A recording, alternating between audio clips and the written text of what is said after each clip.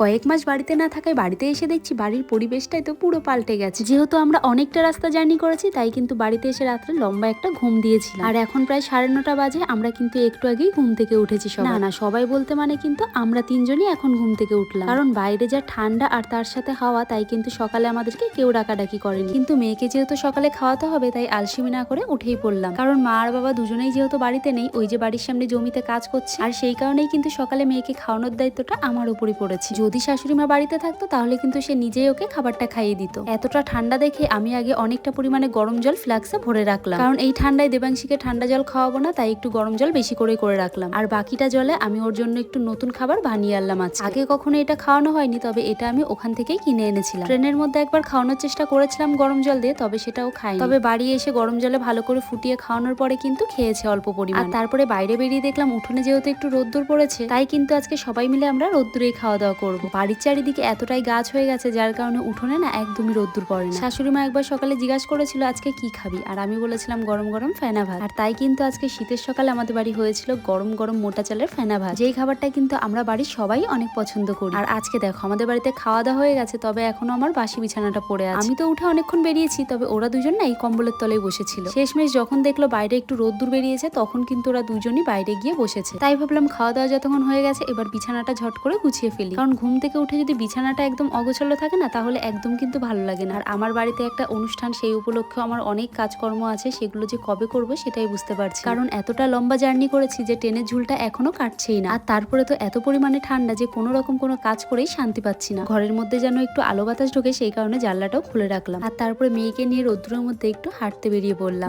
না তবে বেশি দূরে না, এই বাড়ির সামনেই রাস্তায় একটু দাঁড়িয়ে দেখছিলাম মা আর বাবা কি কাজ করছে। আমাদের নিজেদের খাওয়ার জন্য ধান লাগানো হবে, সেইটারই প্রস্তুতি চলছে। দেবাংশী অনেকদিন পরে বাড়ি এসেছে, তাই সবাই ওর সঙ্গে দেখা করতে আসছে। তবে ও কিন্তু একদম মুখ চিনে চিনে সবার কোলে যাচ্ছে। এবার চলো দেখাই আমি এই 3 মাস বাড়ি ছিলাম না, তার মধ্যে আমার শাশুড়ি মা কি কাণ্ড করেছে। তোমরা যারা আমার অনেক আগের থেকেই ব্লগ দেখো তারা জানবে যে আমার এখানে আর একটা নতুন ঘর হচ্ছিল। তবে কয়েকদিন যেহেতু ঘরের কাজটা বন্ধ রেখেছি, আর সেই জন্য আমার শাশুড়ি মা এখানে পুরো ঘরে চাষ করেছে। যাওয়ার সময় শুধু একটা বেগুনের চারা ছিল, আর এখন এসে দেখছি পুরো ঘরে আলুর চাষ করে রেখেছে। আর তার সাথেই পুঁই শাক, লঙ্কার চারা, ফুল গাছ, আরো অনেক কিছুই লাগিয়েছে। আর তার সাথে এই যে ঘরের পাশেই হয়েছে একটা বড় পেঁপে গাছ, তাতে আবার ফুলও হয়েছে। আমরা যখন বাড়ির থেকে গেছিলাম তখন কিন্তু এই রাস্তাটা পুরো জলের তলে ছিল, আর এখন এসে দেখছি এখানে জল শুকিয়ে মানুষ চাষ করতেও শুরু করে দিয়েছে।